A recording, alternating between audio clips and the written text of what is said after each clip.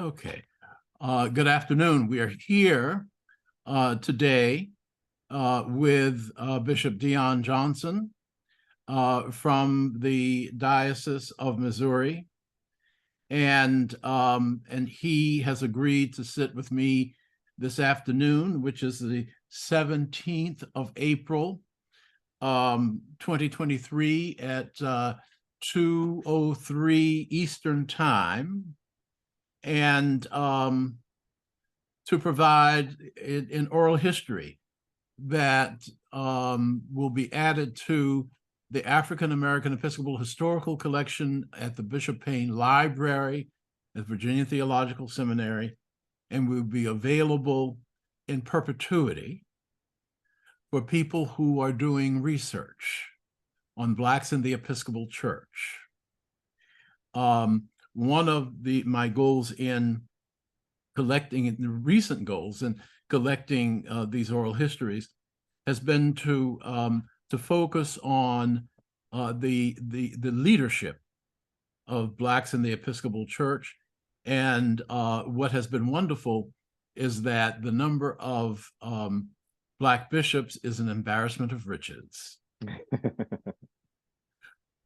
Bishop Johnson brings an added distinction, one that gives me great pride, and that is he is the first openly gay Black bishop in the Episcopal Church, and I am very pleased to say that. You have no idea. Well, thank you. First of all, do you have any questions before we begin? No, none that I can think of. Okay. Why don't we start? I'd like to start at the beginning, and talk about some issues that would point to your formation, your Christian formation. Mm-hmm. And I think you were born, what, in 1979? 1977. But I'll take 79. Oh, yeah, I bet you would. I bet you would. Oh, 1977. So that would make you 40. I'll be 46 this year. Oh, you're a very young man. You I have a get that long lot. time ahead of you.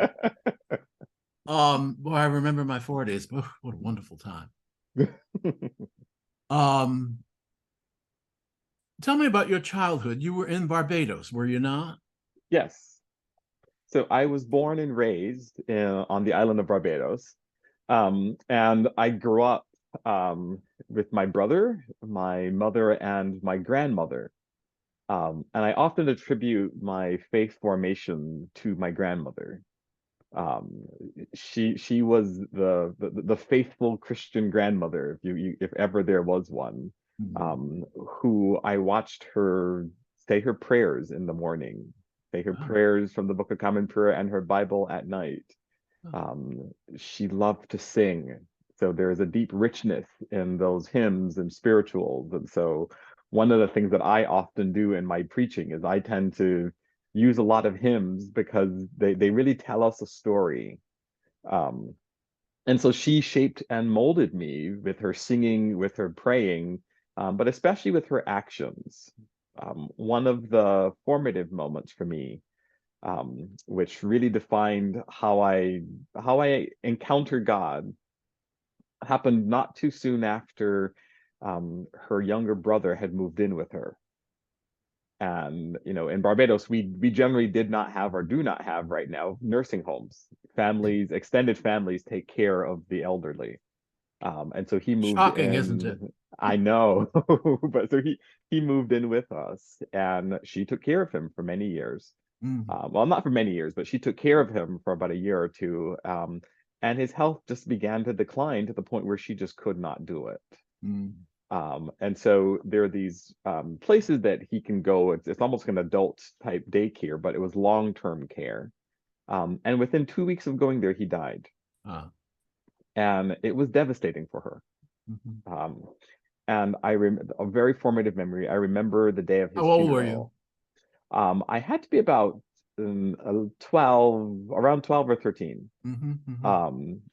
And at the funeral, so after the funeral, we did the big thing, the funeral, and in Barbados, you stay at the gravesite until they cover it up, and we have a big ceremony about putting wreaths on, and you stay till the very end. Um, and it was just a family left, and she was walking through the cemetery and like raising her hand in anger at God, and was just mad that her brother was just gone. And she said some words that I never thought would come out of my grandmother's mouth, Such to as, God, no less. what did she say? Well, some of it may not be appropriate for recording, but some of what she said, her anger was palpable. I imagine her like Jonah or Job, just railing at God. And that evening, she went home and took up her Book of Common Prayer and took up her Bible and did the things that she normally did. She said her prayers, she read her Bible, and she went to bed. And what that little interchange taught me is that, she had a deep relationship with God, deep enough that she could be angry and she could say whatever she needed to say. But then she's still going to work on that relationship. And it gave me, in a lot of ways, as a preteen, permission to have a deep relationship with God, where you can be angry with God, where you can not be speaking to God for a little bit.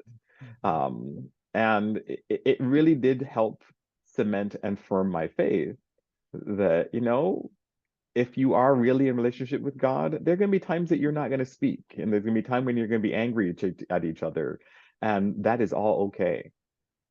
And it's astonishing intimacy, isn't it? It really speaks to a deep relationship. You don't get that mad if you don't have a relationship.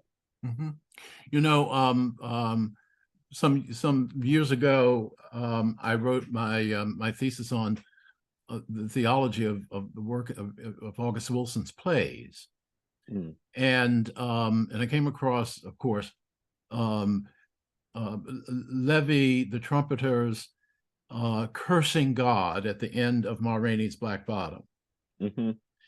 And when I was speaking to my advisor, who was the Reverend Dr. Judy Fentress Williams, and talked to her about how old Black women in the theater, hearing that, yell out to Levy, "Oh no, baby, don't do that. Don't do that. Please, baby." And Judy turned to me and she said, "Riley, if you can be angry with God, then God matters." Exactly.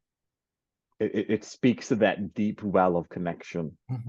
And you don't get, I think many times in our world, folks want that superficial connection to God. It's like the convenience. But when you go deep, when you go very deep, you bring your whole self, which means you bring the anger with you, you bring the questioning, you bring the doubt, you bring all of that. And that, I think that's the gift that she gave me in that short little interchange that for her was just what she did. But for me, it said, you get to bring your whole self to God. What were you thinking as it was happening, as she... Well, I was thoroughly confused. Yeah. I had never, she was not, that was not who she is. She was not the, I'm going to be angry and raise fist and raise voice type of person. So I had not experienced her as that. And yet, there was a lot of freedom in that, both for her, I think, but especially for me. It gave me the capacity to be freed up, to really engage with God on something more than just a superficial level. And prior to that, I assume that you and your family were churchgoers. Every Sunday. Every Sunday. It was a Were you requirement for active in the Sunday dinner. church? I was an acolyte. I was a lay reader.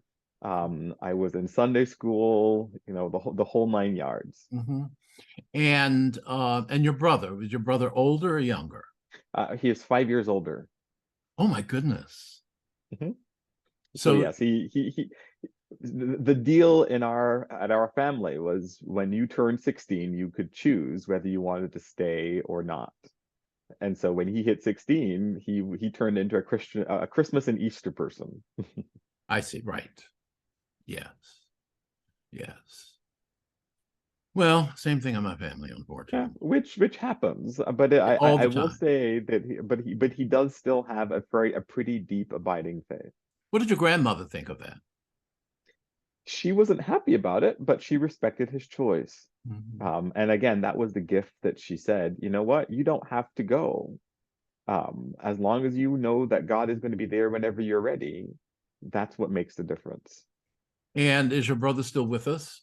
Yes, he's still around, and he lives in New York with his family, and I'm happy to say that they go a lot more now than just Easter and Christmas. Not as much as I would love for them to go, but they go to church a little bit more than just Christmas and Easter. And then you left Barbados, didn't you? Yes, around the age of 14, my brother and I immigrated to Mount Vernon, New York, in 1992. Now, why Mount Vernon? Well, that is where our father lived. I see. Yeah, so You went to live with your dad. when I was 4.5, my dad and my mother separated, and Mhm. so he moved to the United States, or he was in the United States, and we remained in Barbados, and so we had the opportunity when I turned 14 to either continue our education in the United States or continue in England. Were you And excited about that coming here? yes and no. Growing up in Barbados, United States is like the place. You see these images. I will tell you, growing up, one of the big images for us was like Dallas and um, I don't know if you remember the show 227. I do, actually. Yes, Yeah. so those were in reruns in Barbados. So we got Dallas and Days of Our Lives and um, 227 and the Cosby Show. And so that's what America was supposed to be. Mhm. And so we said, well, yeah, we want to go see if we can live that. Did it Um, meet your expectations? well, when you see the Cosby Show, and then you move into an apartment, it's not quite the same thing. Um, Things moving to New York, it was a lot less intriguing once we got here because reality hit that, Yeah. hey, you left your mother and your grandmother back in Barbados. Mhm. You're embarking in a whole new life in a place that you do not know too many people. Um, and that was hard. But the good thing is, I mean, I moved right in time to begin high school. And so that was an opportunity to begin to make new friends, to make connections. I will tell you the one thing that was not even a bit of the huge shock was winter, coming from a place where it's 85 degrees all the time and sunny. This thing called winter, where it's cold and this frozen rain falls, was a bit odd. I still to this day don't like winter. Were you being kind? My God. Now, I will go. so when you is your father, I guess, was Anglican as well, right? Yes, he was raised Anglican. And did Right now you he's Methodist. okay. And did you find a church right away? Well, I became a wandering Aramaean for a little bit, Okay. because so in Barbados, the church is called the Anglican Church of Barbados, and we're Yeah. accustomed to, the Anglican Church of England or Anglican Church of Canada. So I was looking for an Anglican church, and there was no Google at that time, so I couldn't go searching it. I think there was web crawler was the search engine at the time, if that dates you. Um, and so I just wandered around, and could not find an Anglican church. And so for about 6 months or so, I became Roman Catholic. There was a Roman Catholic church down the street from where I was. The liturgy was pretty similar to what I was accustomed to. So I thought, well, you know what, I'll do this. Um, and nothing against our Roman Catholic siblings, but it was so impersonal Yeah. that at 14, after about 6 months, I was like, I can't do this. And so I just stopped going altogether Hmm. because there was this one Sunday that just cemented it for me, where the passage was the raising of Lazarus, and the great line, and Jesus wept. And the sermon, the priest got into the pulpit and said, Jesus wept for all the unborn children and all the children that have been murdered in the womb. Jesus wept. And he walked out and sat down. Oh. And at 14, I thought to myself, really? Here's this beautiful story of Jesus bringing something to new life and weeping over the love of a friend.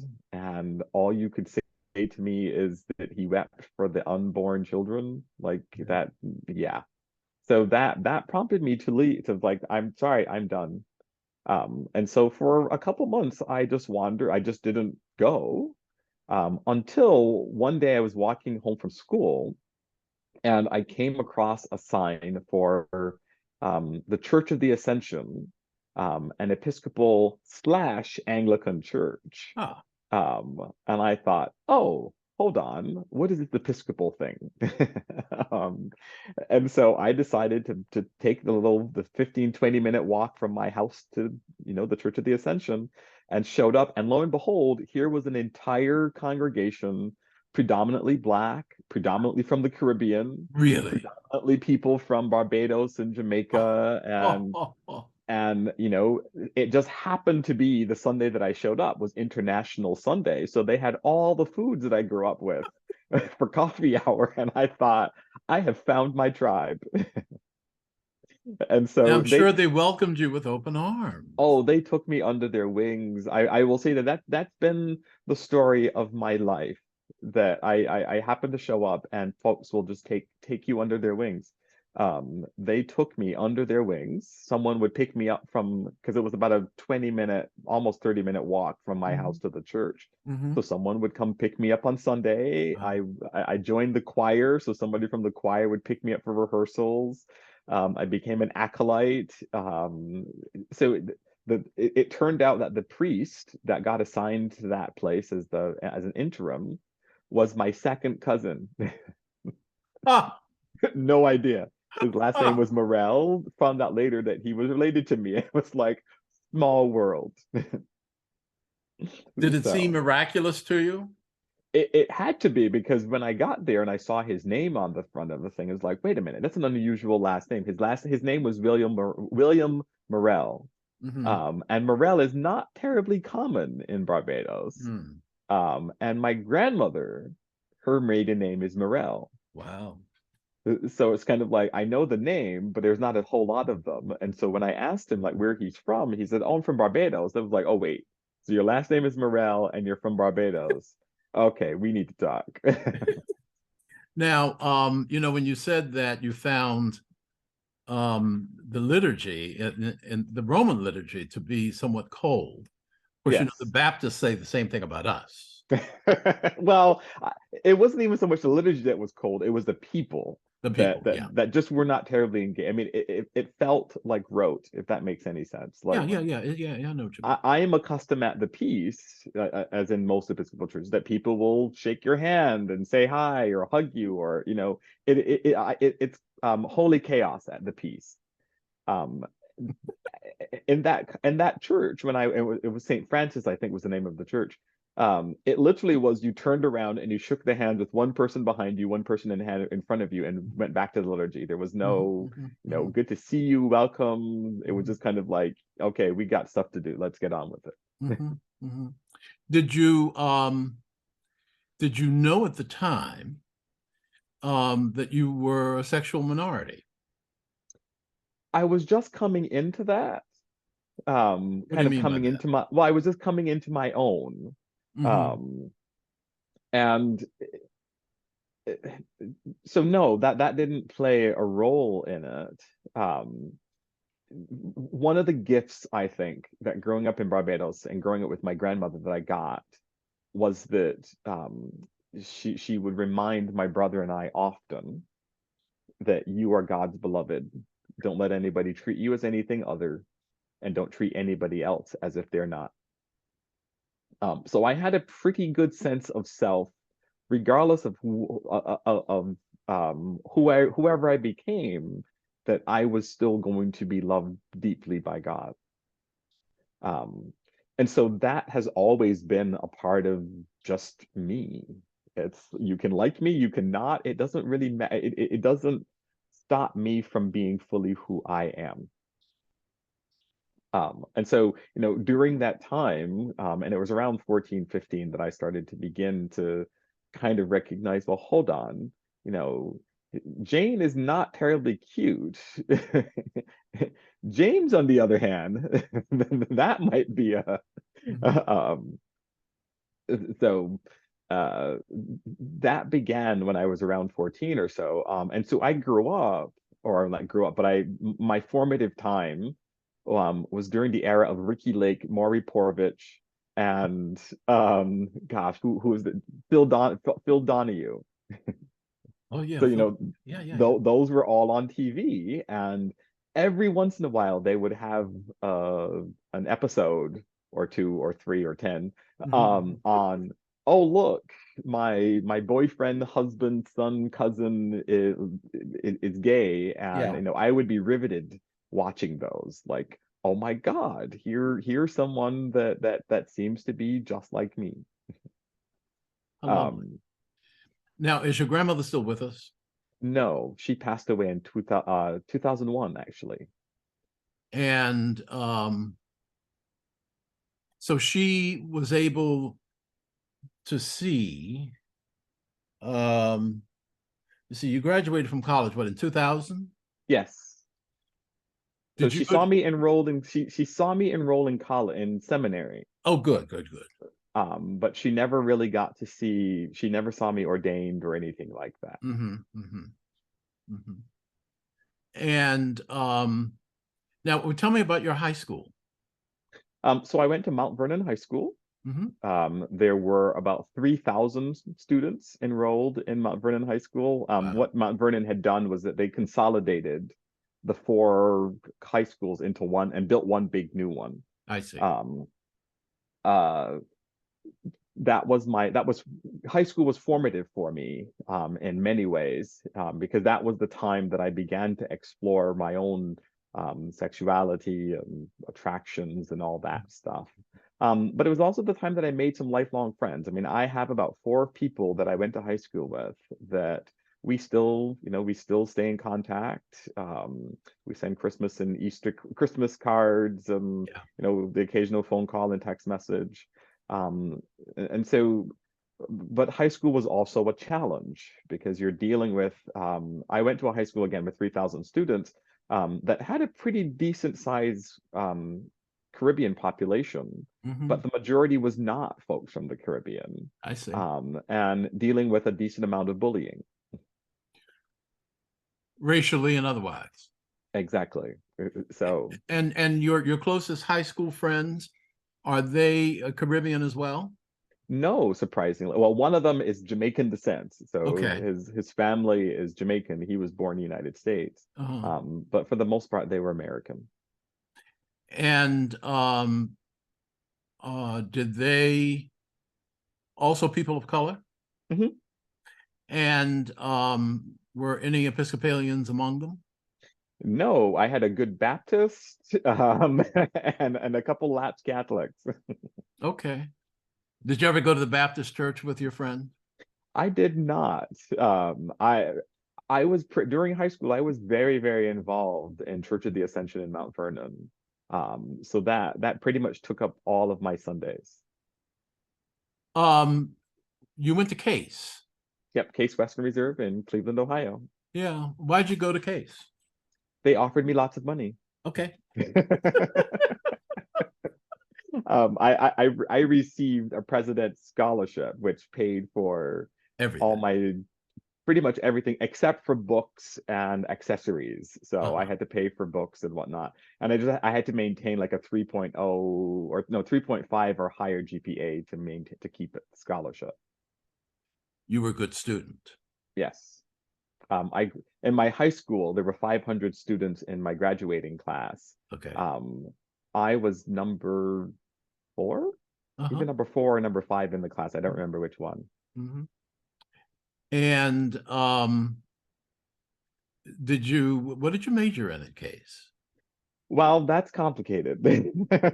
So, when I went to Case, I was accepted into the gosh, I forget the name.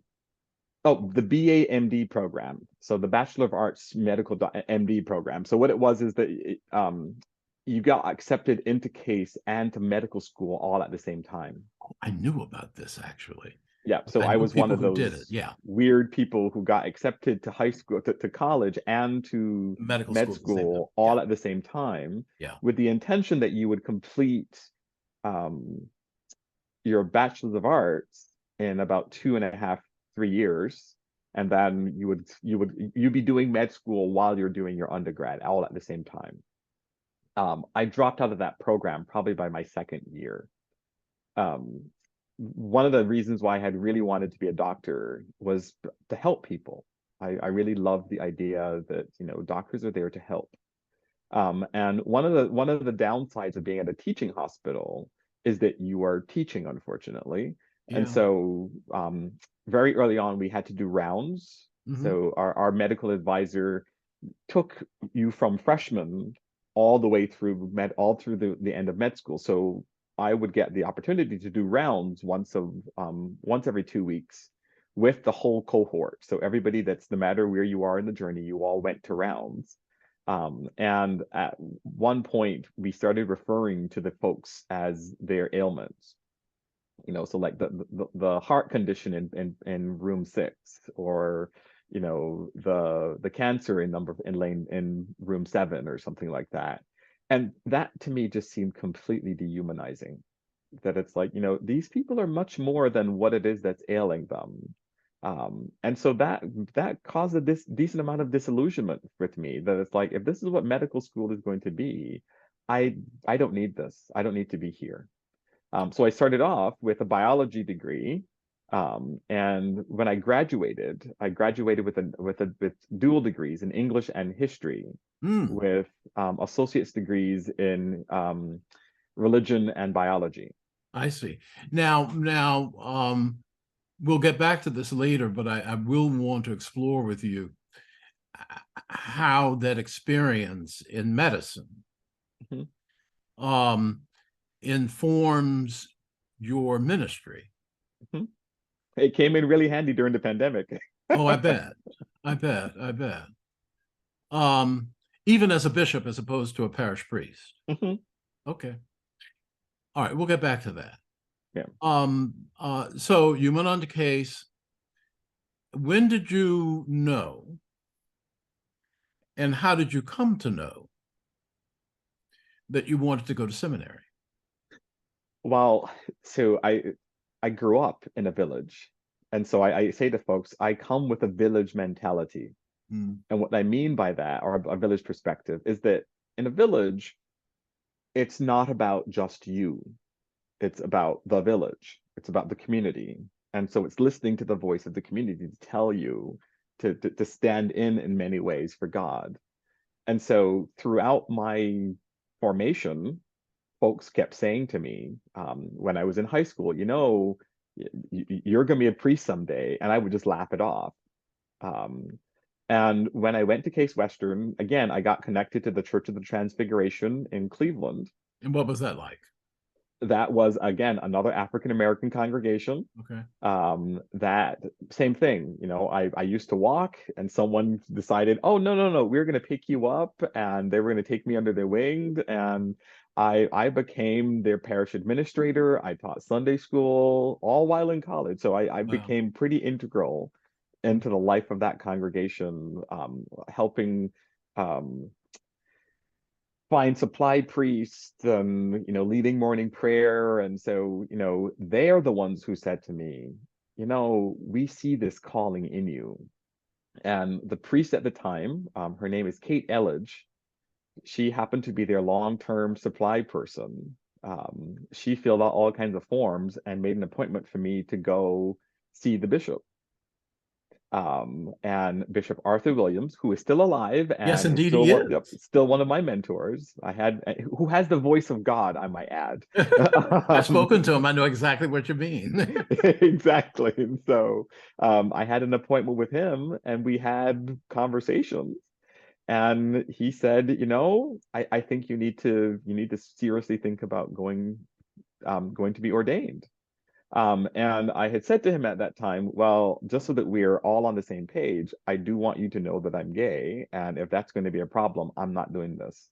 Mhm. And I thought, well, that was going to be where I was going to get kicked out of this process and not have to deal with it anymore. And he said, well, we will just sort that out when we come to it.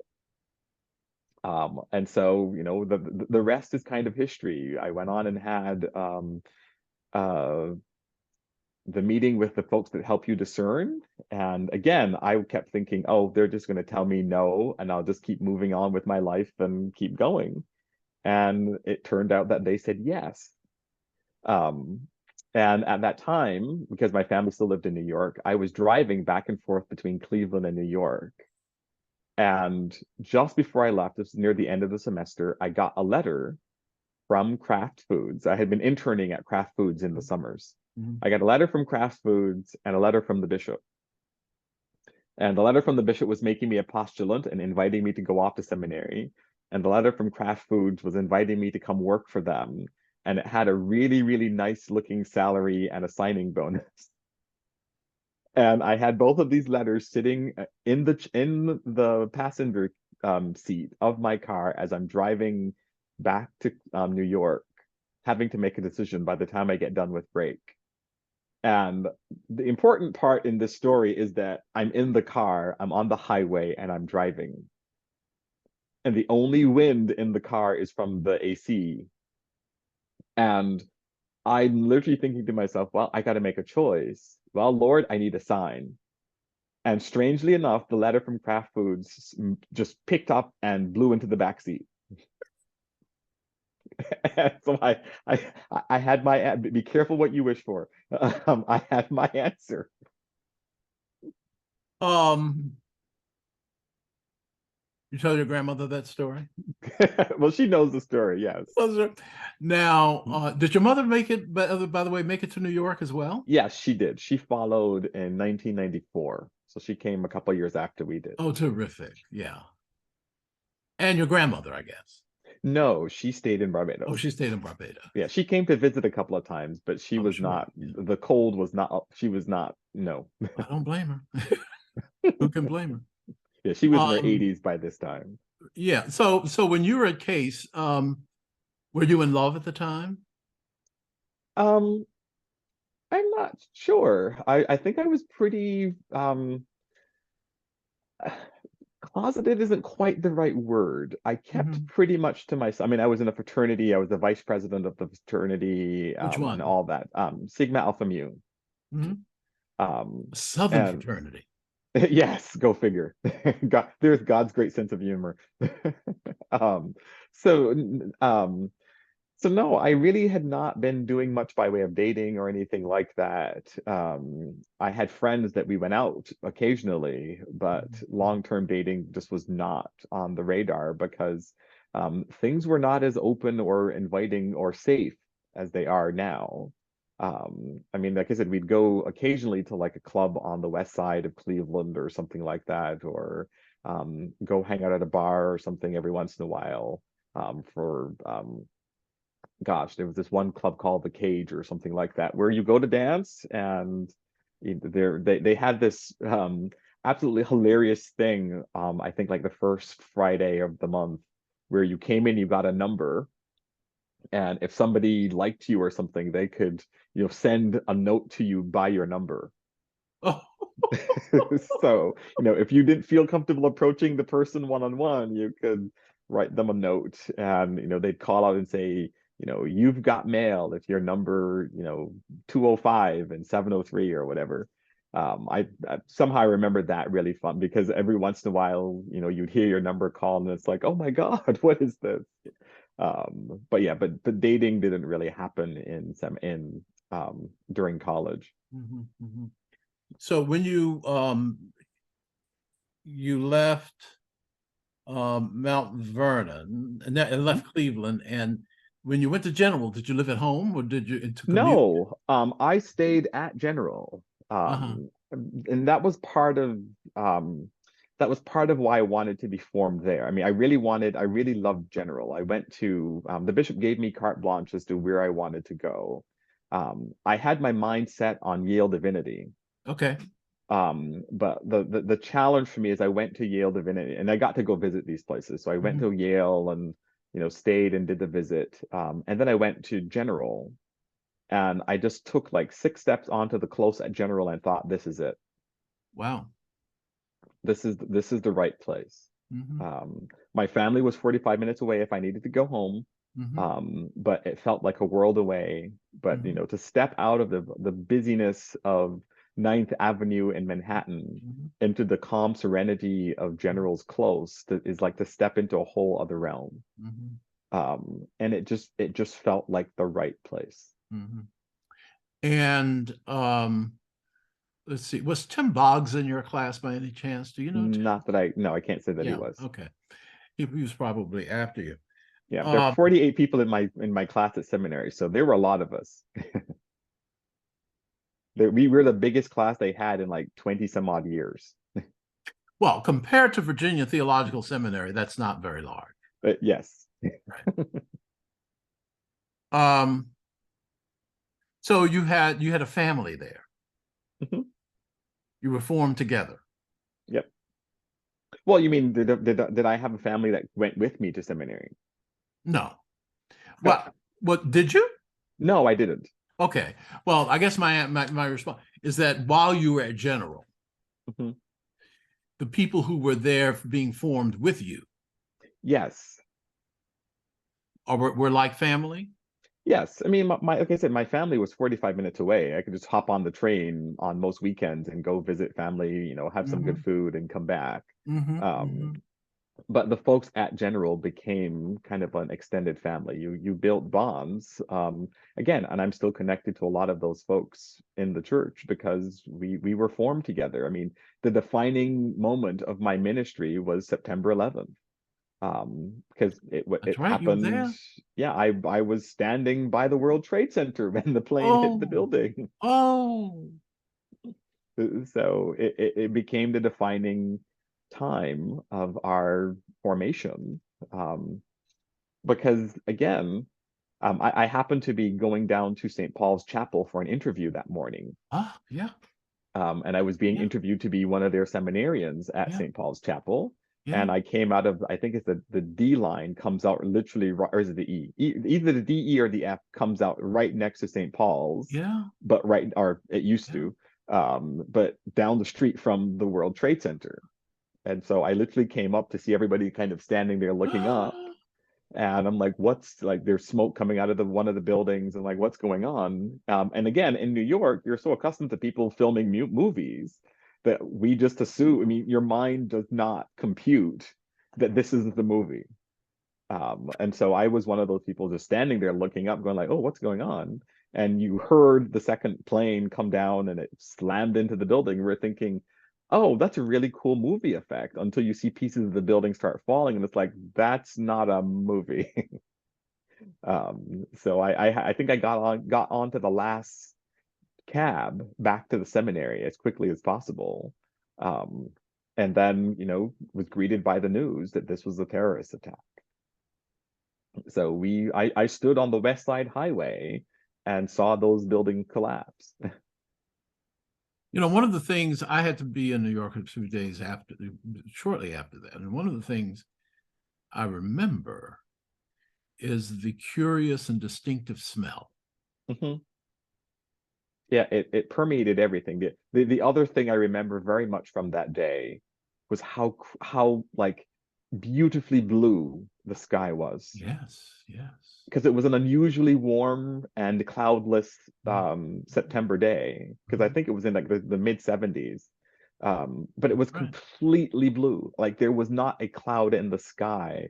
And so you could see the trail of the smoke that just, as it billowed out, there was no wind, there was no place for it to go. So it literally just continued to billow out.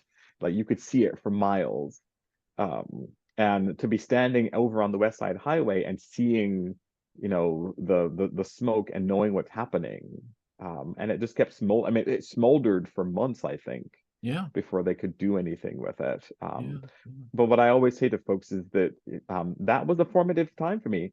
Um, that's how I began we began our ministry in trauma with What do you that. mean, your ministry? How did it take Well, effect? um, we as a nation, we tend to focus on September 11th. I said for my ministry, I focus on September 12th because on the 12th, we saw the best of who we could be. Um, it, in one of the um, lasting images for me was going out on the West Side Highway, which is about 2.5 blocks away from General, and seeing all of these ambulances lined up for miles. And just walking down the West Side Highway and seeing the different states like Nebraska and Oklahoma and Florida, like they were from everywhere. Um, and it was a stunning image in that, here are all these people from all over the country coming to try to offer help. And stunning knowing that none of them are going to be leaving with people who survived. I mean, that is a powerful image, but it also spoke to the best of who we are, the best of who we were. St. Paul's Chapel became the place of refuge and triage. And so I spent many a time just offering pastoral care to firefighters and first responders, handing them water and praying for them. And, as they found pieces of bodies, bringing them in to say a prayer with the firefighter as they got sent off to the makeshift morgue and all that stuff. So I was in the thick of it for those first couple of days.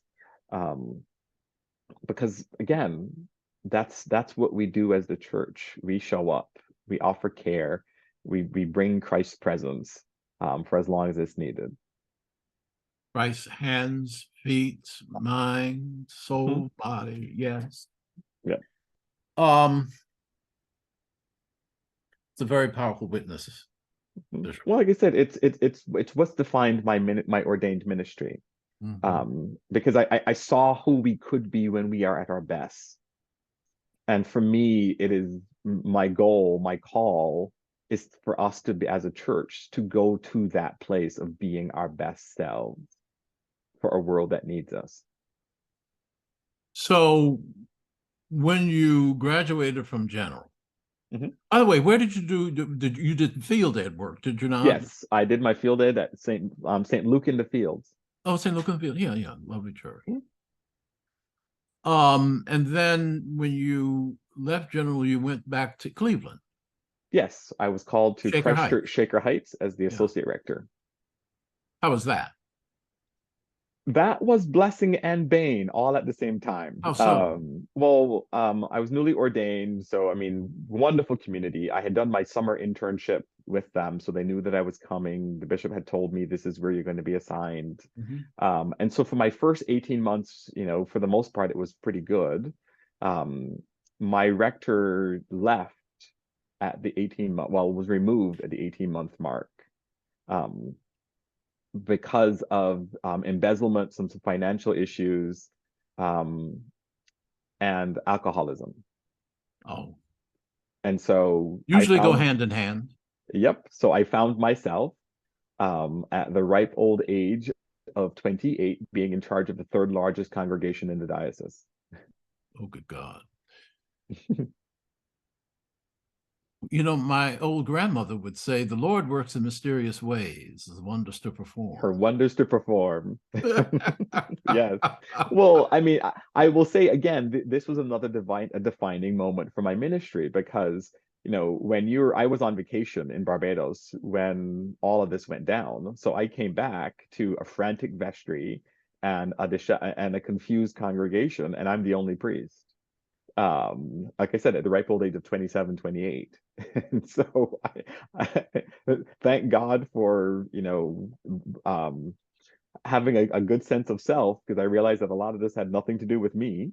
And so I just set about to kind of go like, what do we need as a church right now? We need to grieve. We need to name what it is. We need to grieve it. And then we need to start figuring out what kind of future we want. And so that's I exactly have what we did. known, I'm sorry. Oh no, I said, and that's exactly what we did. Yeah. You know, I've known a lot of Episcopal clergy, Episcopal and not, a lot of clergy in their 20s. Mhm. Few would have the presence, the fortitude, the spine, the gravitas to do what you did. To what do you attribute that? Well, I would say a deep sense of self. You said that earlier, yeah. Yeah, because again, this was not about me. Mm, I think we as the clergy leaders in general get in trouble when they start thinking that it's about them.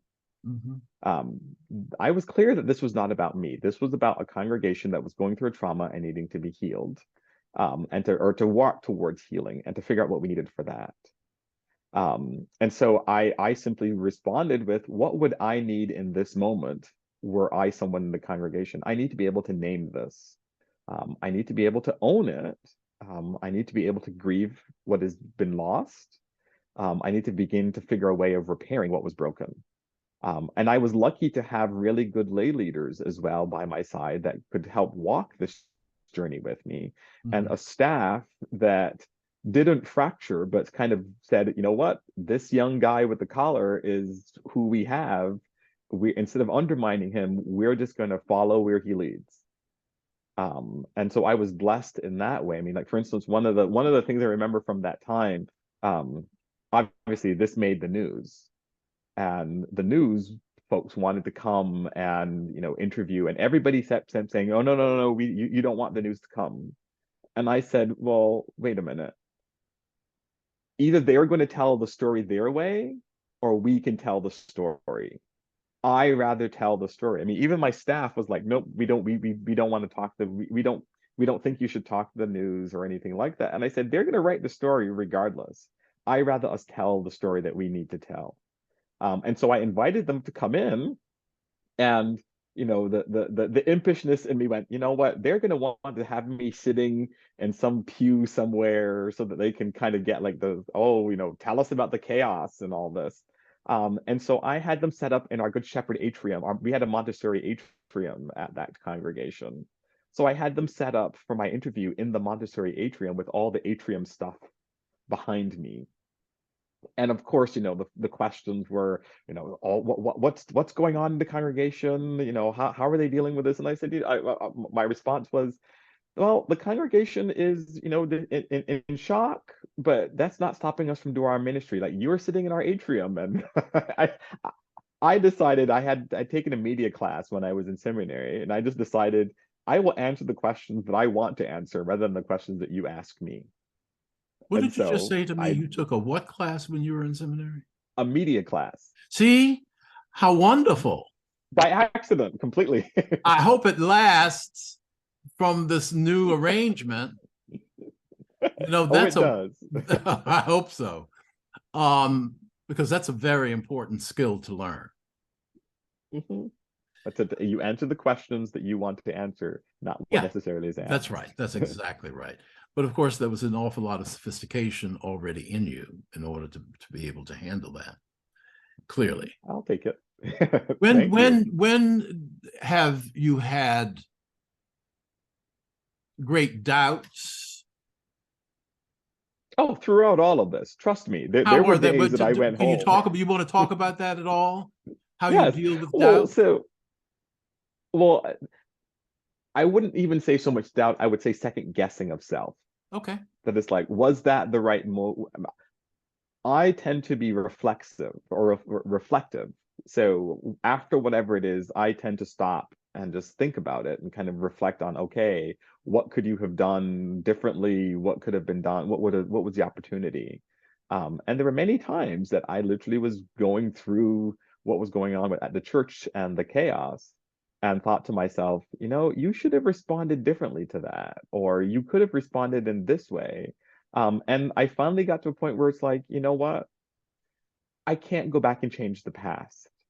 I can only react or respond to where I am today. Mhm. And whatever else comes after that, well, second guessing myself isn't going to help. If I made a mistake, apologize, own it, and move along. Now, what about second thoughts about your life's journey? Well, ironically, even throughout all of that stuff, I never lost track of Wow. why I was doing this. Yeah. Um, I remembered myself that you were here for this, Mhm. that the image of Esther, for such a time as this, you were called. And having gone through the trauma of 9/11 and all that stuff, I think very much well prepared me to deal with, what was going on at Christ Church at the time. Mhm. Mhm. I love And this. again, knowing deep down in my very being that this is not about me. I once preached about Esther, using Esther after the woman testified against Judge Kavanaugh. Hmm. The woman who stands in the halls of power Yeah. to protect her people. Hmm. For such a time as this. Right, exactly. Now, and then you went to Michigan, yes? Yes. So I was called miraculously Wait, how long were you were in Shaker Heights for? 3 years, Yeah, and then you went to St. Paul's where you were 13 years. 14. Okay. Yep. So yeah, I got called to St. Paul's. I think I was one of the youngest rectors that they've ever had. How old And were I you? will say that I was 28 when I got called there. Um, and so I can safely say that in the 14 years that I served them as rector, I have served 3 different congregations. So Okay. the congregation that was there when I got there is Okay. not the congregation that was there when I left. How so? Well, so when I got there, and I've said this publicly, so I'm not sharing anything that's out of school. When I got there, I think they were corporately depressed. The building was not in very good shape. There were not a whole lot of people. They were like, well, we can't afford you. When I got there, we started with a $65,000 deficit. I arrived in September of 2006. Or the end of September 2006. And the next year, the budget had a $65,000 deficit, which was more than my salary at the time. And by the time that I left 14 years later, they had a balanced budget and an endowment. Um, and like I said, the reason why we had different congregations, the congregation that I started with, I think, was corporately depressed. It was kind of like, well, the building is in terrible shape. We're not very happy. And so one of the very first things I did is I painted. I found the money and we painted every single room in that building and it's amazing what a fresco to paint can do to a congregation that's struggling. Um, and we just Wearing a went new from there. dress. Yeah, Yeah. my grandmother's advice: to be successful, get up, dress up, show up. Yep. So I dressed the place up so that people would show up. Um, I lost a really good friend a couple of years ago now. And one of the great joys of my life was to spend time with him. His name was Vernon Jordan. mm, And what you just said about your grandmother, he would say to me, Riley, do you know what mother wit is?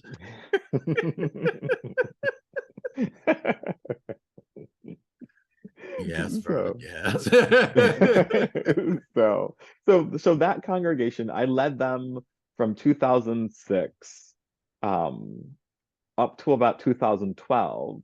There was a big change. We became a much younger congregation. We became a congregation with lots of children running around, and the building did not work. And so, Yes, but Bishop, that didn't just happen.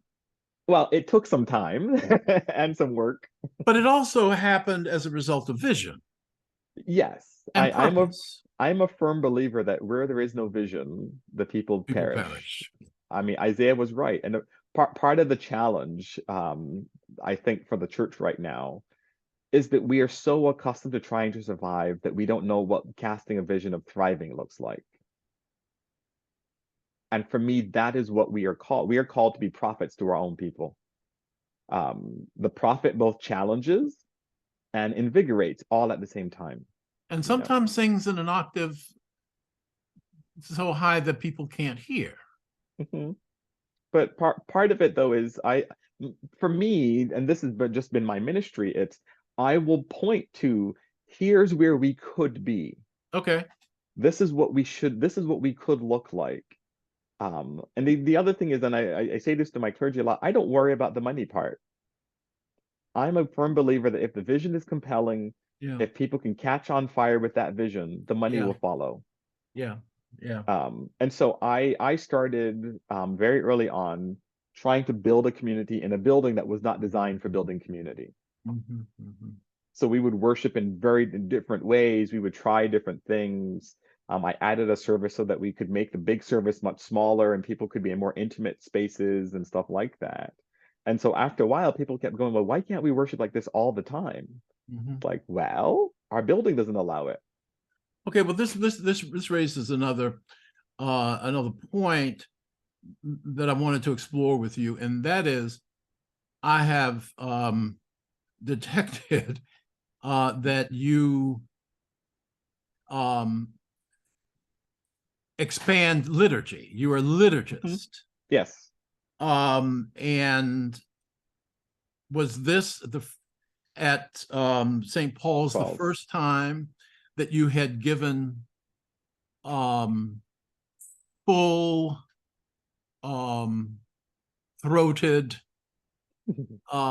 endorsement to your views of a more expansive liturgy? No, surprisingly, that started at Christ Church. So that was one of the things that the rector of Christ Church, when I first got there, had wanted. I was in charge of liturgy and children and family. Okay.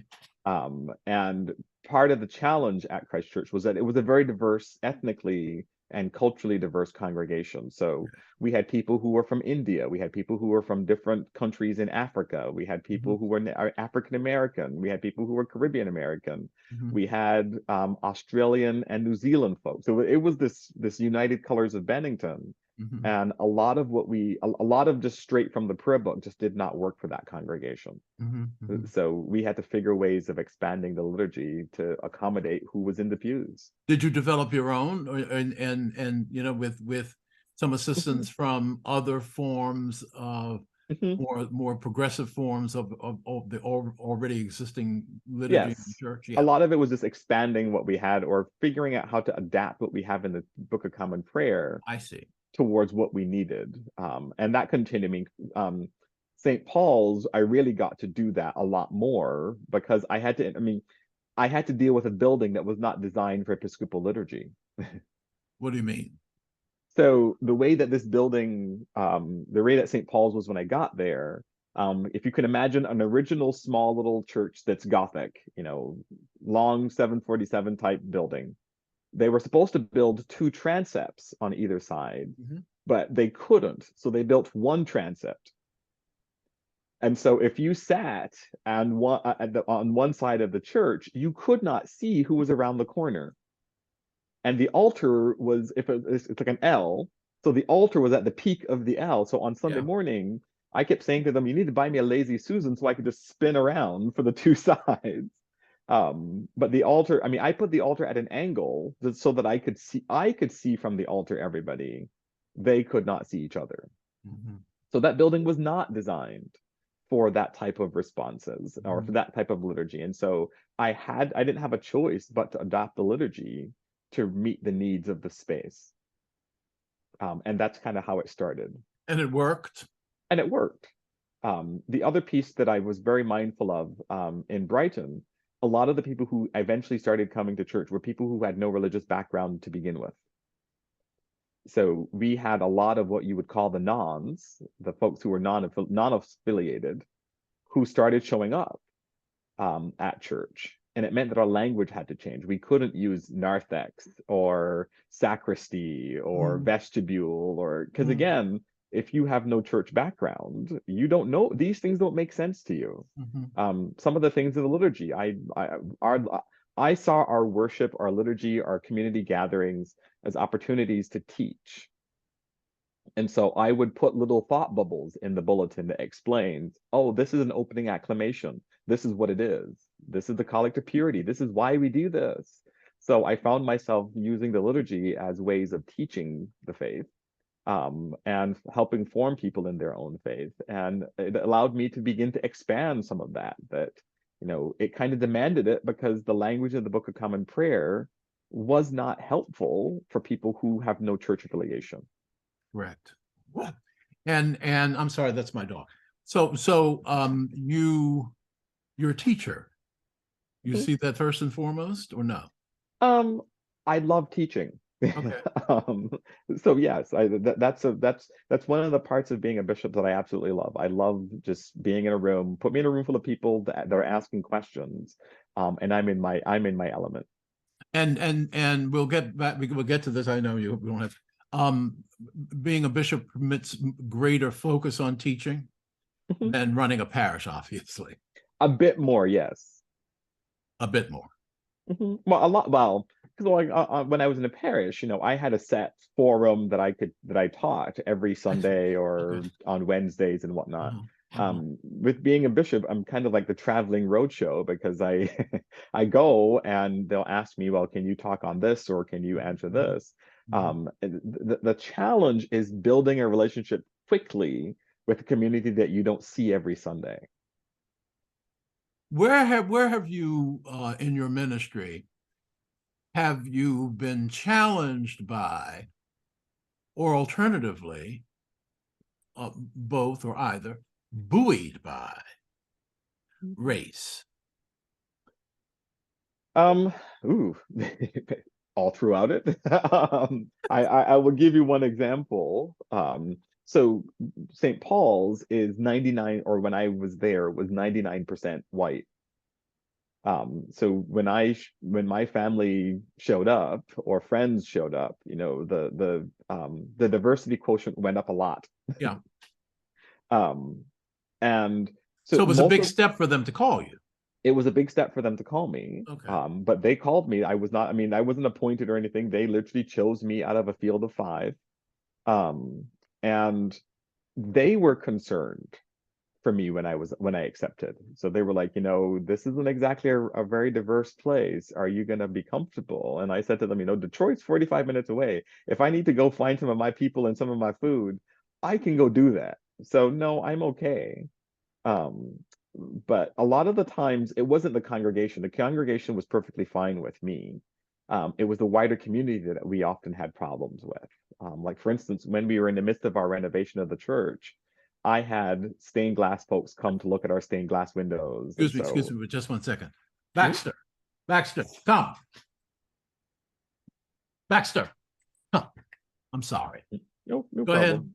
ahead. So I had, this stained glass contractor coming to look at one of the windows.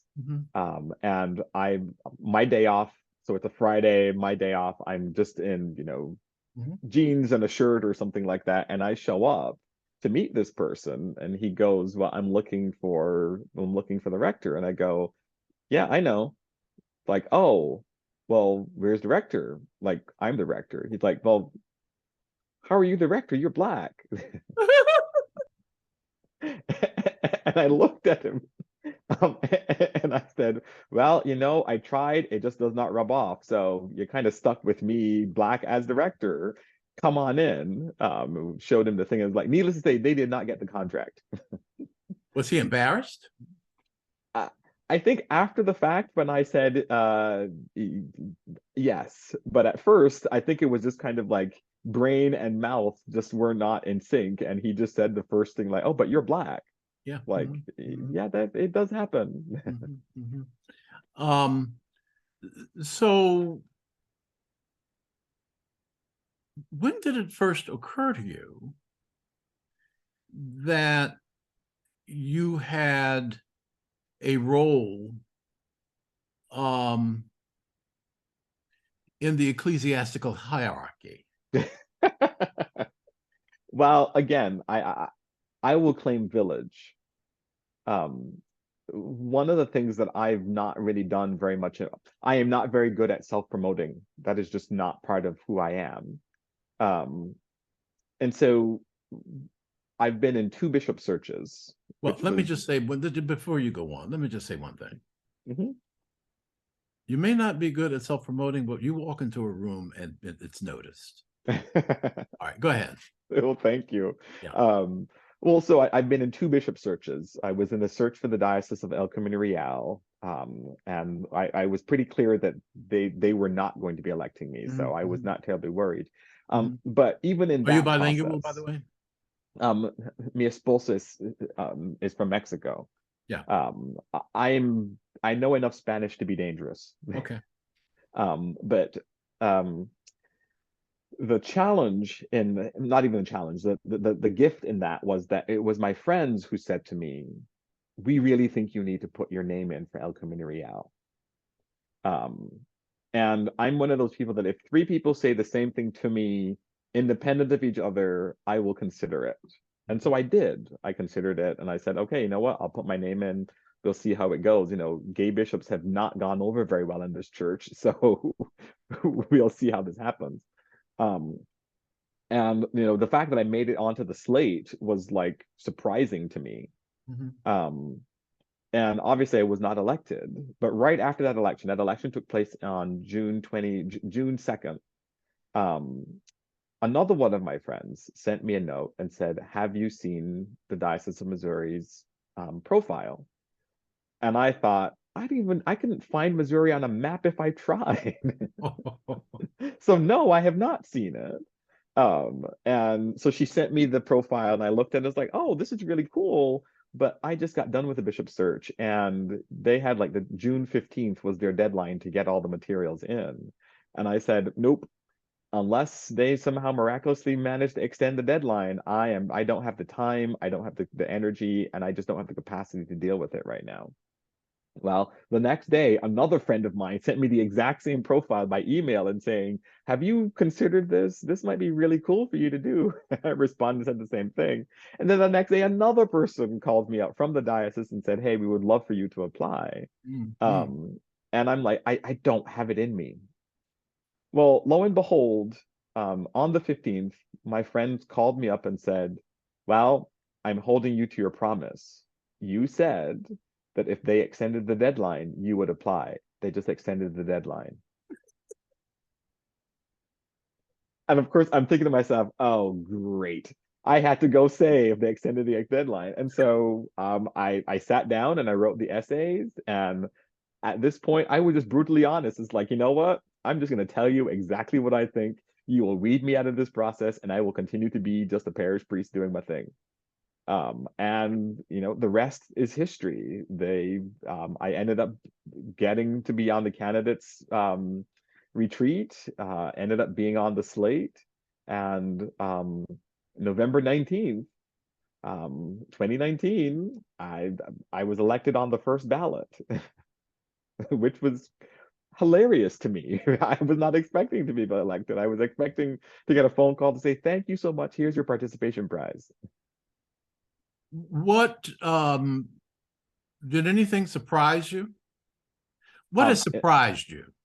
in the process or or being elected? Both.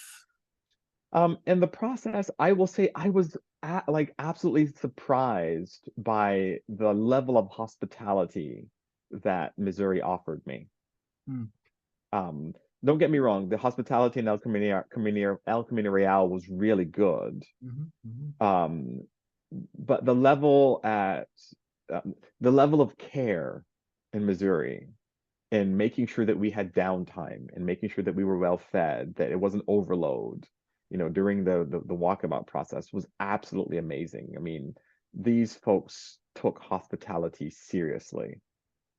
Even like thinking about where they were going to put us up and that we had shepherds who were going to be with us. And I mean, it was just top notch the way that they took care of us.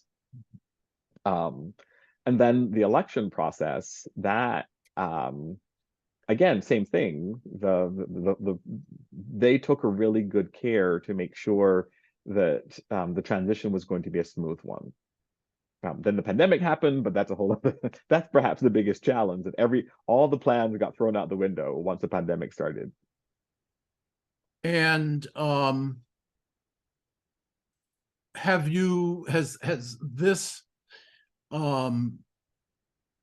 being bishop in Missouri, has it given you opportunity to explore in earnest your interests and your vision in expanded liturgy? Yes. And So in what way? one of the gifts that the pandemic gave me is that we now had to figure out, you can't just adopt or adapt Mm. BCP 1979 to an online environment. It does not, and you can't make the liturgy performative. So, it's not just something that you look at from a screen from afar and it's like, oh, look, how do you engage with people who are engaging with this online in a way that is life-giving and transformative as if they were sitting there with everybody else? That's not an easy liturgical task to do, but we managed to tackle it here in the Diocese of Missouri. One of the things I did is I wrote, it's called an agape for Sunday, and it's based on the Maundy Thursday agape liturgy from the Book of Occasional Services, where it blesses food and bread and wine and other things like that. It's not communion, but it's close. I mean, it's kind of an agape gathering. And so I wrote a new liturgy for that we use in the diocese throughout the pandemic, that the priest could be at the church and saying the words of blessing for food and wine and bread and all that stuff. And people at home could be saying the same prayers along with their food and bread and wine and other things. And so it felt like a dispersed gathering of agape. Um, and then figuring out how do we adapt to do, Holy Week in a different way.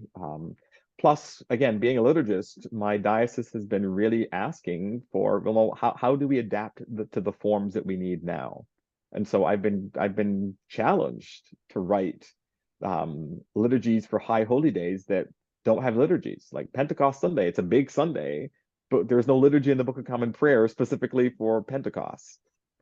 Nothing other than the preface and the readings. Exactly. Same thing for Christmas. I mean, Christmas or even Easter Sunday, they both can just go over looking like any other Sunday. And like, these are our big high holy days. We need special liturgies that speak to what these days are about.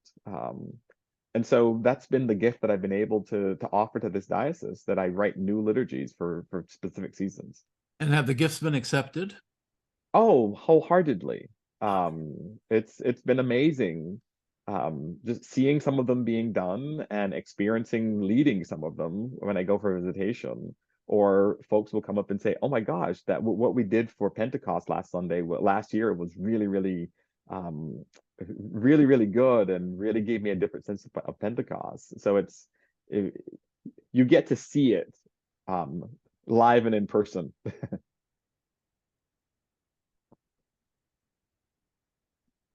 I do some writing. When you sit down um uh to craft Mhm. a new liturgy, Yeah. expanded liturgy, what is the process that you use? Um, Are there practices that you employ, rituals that you use before you become immersed? Yes and no. So on my phone, I have the Notes app. Okay, Um, yeah. and so if I'm walking down the street, if I'm in the airport and a phrase or something just sticks with me, I just quickly write it down or something. I don't know what I'm going to use it for, but it just pops into my head and it's like, Mhm. oh, that sounded really interesting. Or Writers used to do that with a little notepad. yeah, so I just keep those there. And so like for instance, I had to write a set of liturgies for the visit to the Legacy Museum in Alabama. Yeah, And so I had to write some liturgies for that, for the House of Bishops. yeah. And I had never been to the Legacy Museum, so I'm writing liturgies for a place that I've never been to. And so I just did a bit of research, and looked about lynchings, looked about racial segregation, all of that stuff. And I just simply borrowed from what they already had to create the liturgy around it. So to visit that place, you go in with expectation. So the liturgy begins with a liturgy of expectation. But there's also lament in that. You're lamenting what has been. So I literally, what I usually do when I'm writing a liturgy, I pick a theme for that liturgy, and then I try to follow up on that theme. Like, so what is it? So right now, I'm in the middle of writing a new liturgy for Juneteenth, because Juneteenth is such a new holiday. We don't have any resources for it just yet. So my little notes for Juneteenth, I wrote down remembrance, repentance, repair, and rejoice. That's a fourfold way the liturgy should unfold. We have to remember who we're talking about. So we start with 1619 with the slaves. We have to repent. So as a community, we have to repent of our role in that. And I'm thinking, we ask for forgiveness, but there's no absolution. Because again, repentance means that you're saying you're sorry, but we're not coming to a conclusion when it comes to Juneteenth. So that's to remember, the repent, and then the repair is, what does this liturgy need to do? It needs to help us repair the breaches that have happened because of racial disharmony. And then we get to rejoice, and the rejoice is gathering at the table. Let me just ask one question. So make sure I understand. So absolution meaning offering pardon and forgiveness? Yes. So there is no, I'm thinking for this liturgy, there is no pardon and forgiveness. That work is still to be done. It's an ongoing journey. Exactly. So unlike on a Sunday morning when you offer most merciful God, we confess that we've sinned, the priest offers an absolution and says, those things that you have done have now been forgiven.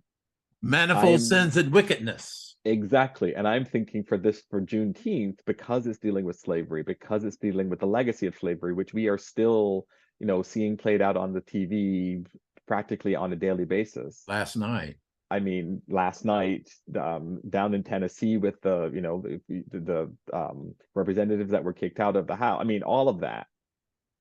So I thought, if we're going to talk about repentance, we need to continue that work of repentance. So there is no absolution for that. But where's the hope? Talk to me about the hope. The hope is the rejoicing, that we can rejoice together and look towards what comes next. Okay.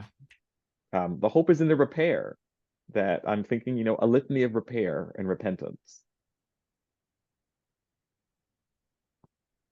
We always move towards hope. That's the one thing that you will always, for me, that's what's all about. There is always hope. Can I tell you a quick story? I went to here in Washington. One night I went to a screening of Selma, the movie. Yes. And of course, it was at the museum, and all the John Lewis at the end was up there, and Ava DuVernay, and blah blah blah blah blah. And it was toward the end of Barack Obama's second term.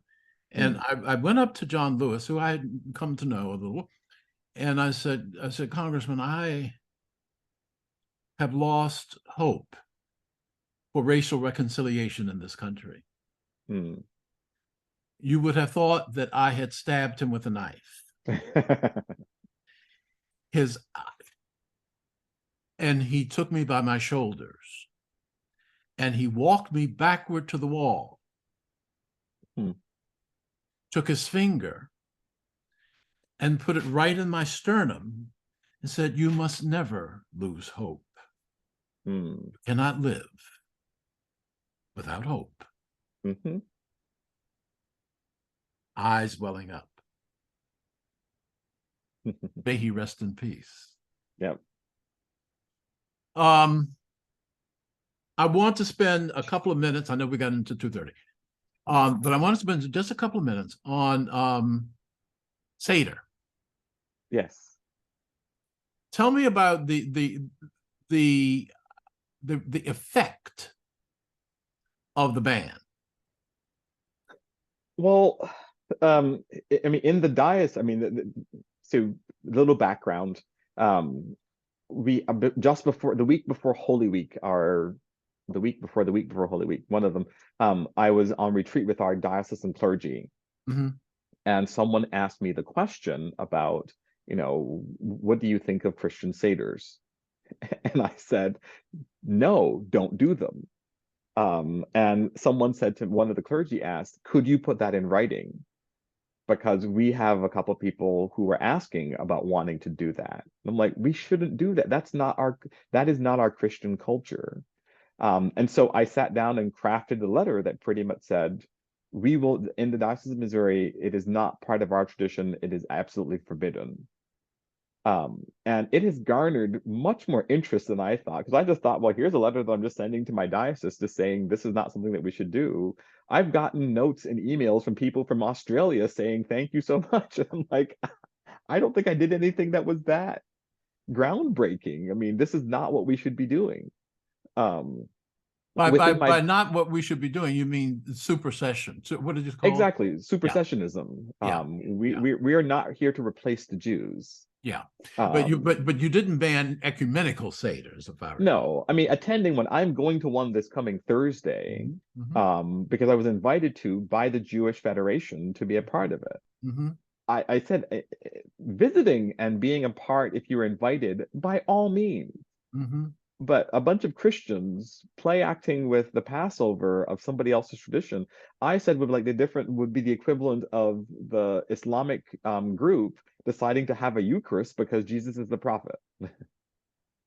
Yeah, one of the things, I mean, quick, I've been a part of a ecumenical seder for many years, Mhm. and we're from everywhere. We're only 12 of us, but we cover a whole lot of bases. Yeah. Um, and of course we do the Haggadah, and I try to explain to them how the language of the Exodus story and what it has meant to African Americans, Yes. and how the sacrifice of the blood of a lamb without blemish, Mhm. speaks to us in renewal and not having death as having dominion over us. Yes.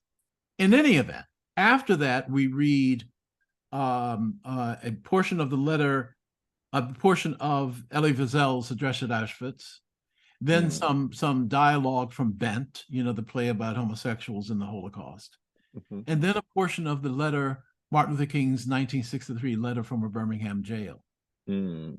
which is how we end, all about deliverance from oppression. Um, Perhaps, Bishop, let me lobby you to work with your Jewish brethren and sisters to develop a liturgy for an ecumenical Seder. Hmm. Well, we can see. Okay, all right. I'm not going to leave it alone. Now we've got to stop in about 5 minutes. Yep. I've enjoyed this conversation. I feel like we've only covered so much, but you don't have that much time. I want you to use the last few minutes to tell me what questions you thought that you would be asked and you were prepared to answer that I did not ask. Well, I didn't come with any preconceived Okay. questions to be asked. I came to our time together just open for wherever the Holy Spirit was going to lead us. Okay. So I have no unanswered questions within me. Oh, good. So then we have a few more minutes.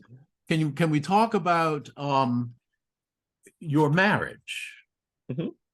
How long have you been married? How did it come about? Were you married in the church? Mhm.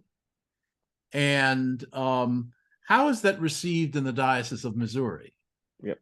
So, well, this June we would have been, or no, this January we've been together for 10 years.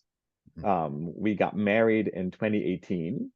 It took a little while after, so 2015 marriage became legal, and so we waited until 2018. So this year is our 5th anniversary of marriage coming up in June. We met online, kind of like, how most people are meeting these days. And the Diocese of Missouri was pretty open. to a black gay married immigrant becoming their bishop. Like I said, as I mentioned earlier, my husband is Mexican American. So he was born in Mexico, so I guess he's technically Mexican. And we're raising two small children, or not small children anymore, two young humans, one who's 13 and one who's 11. And 13. tell me about it. And the diocese has embraced us. I mean, we were very clear, even during the walkabouts, that you're electing a bishop, not a bishop and a spouse. Okay. So Giovanni was raised Roman Catholic and still considers himself to be Roman Catholic. So there's no expectation that he's going to travel with me during visitations or anything like that. So sometimes he goes and sometimes he doesn't. I leave that entirely up to him. That it's like there is no role that you have to play. But they have been very, very supportive of both of us in this diocese, and they continue to. That's wonderful news. I don't know if you want to address this at all, but there is a vacancy coming. Which one? Presiding bishop? Oh, good God, no. No, I don't even think I'm eligible because I've not been a bishop for 5 years. So, Oh, all right. So no. Not to mention with knowing the extensive amount of travel that's required of the presiding bishop and stuff like that. I travel enough as it is. I don't think that would be for me. I don't think let me not say that. I'm going to say I don't think that's my calling. If the village says to me, hey, this is something that we want you to consider, I would consider it. But right now, I don't think that my family would not let me consider it. I need to be with my family for now. Okay. Especially at that age, I guess. Exactly. In terms of the understanding of the collaboration, the joining of resources and quote unquote merger, whatever it is, of General and Virginia. I'm sure you have some ideas about how that should be managed and operate and where you'd like to see it come out. Have you been able to share that with people who need to hear it? Yeah, well, I'm on the advisory board. I had been elected to the board of general, and then we got switched over to being the advisory board to what's happening. Right. That's right. What I'm saying is the way I see it is we are entering into an uncharted path that nobody knows what the end looks like. I don't think, Dean Markham, Dean DeLashma, no one knows where this is going.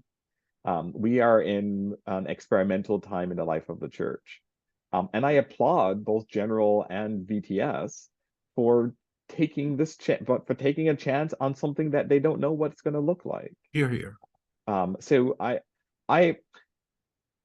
don't have an opinion as to what they should do. I think what they're doing in kind of just exploring possibilities and trying some things is perhaps the best way forward, because I think that that's where the church needs to go. We keep trying to go back to how we were in the 1950s. And someone recently said in a sermon, Jesus is coming. The 1950s isn't. I like it. So, and that's true. We're not going to go back to that time, but we have to adapt. One of the things when I was at St. Paul's that I did, that I've been suggesting to our diocese here, is I had a sign made and put by the door that said, if you don't like change, you'll like being irrelevant even less. And for the church, we are in a period of significant change. And aren't the thing is, aren't we all? We are. And the thing is, we can either embrace that we are going to have to change, or we can push back against it. We must learn to live, to survive, to exist.